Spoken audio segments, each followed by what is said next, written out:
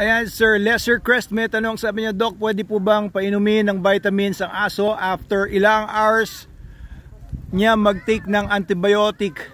Pwede naman po. Opo, pwede yan. Pero kung naka-SDN ang aso niyo, mas maganda. Naka-antibiotic siya, I presume dahil meron siyang infection. Baka binigyan siya ng reseta ng vet ninyo ng antibiotics na yan. Baka may blood parasite, baka mayroong infection sa intestines or may infection sa whatever, no.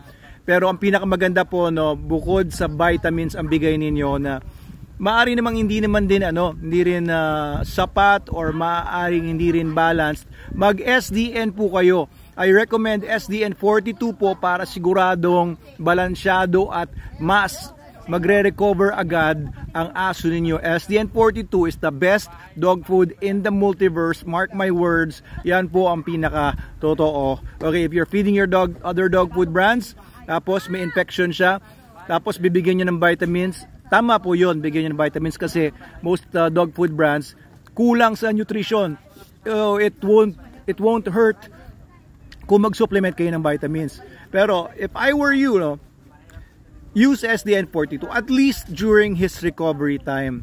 Okay, SDN 42. After recovery, kung medyo namamahalan kasi sa SDN 42, you can also use SDN 28 or SDN 21. Yan po yung mid-range at saka economic versions natin ng SDN, but they're still better than other mid-range and economy dog foods out there.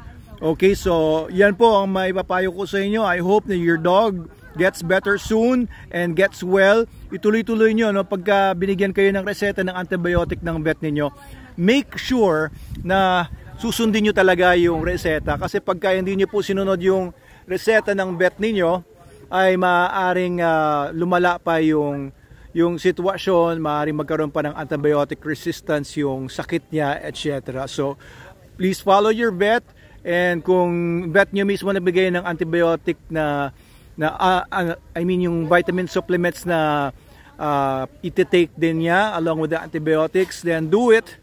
But if you have a choice, no, use SDN 42 po para mas mabilis siya mag-recover because of the best nutrition possible, and alam niyo yun, hindi na ulit siya basta-basta magkakasakit because of the stronger immune system, because of yung pagbibigay ninyo ng best nutrition.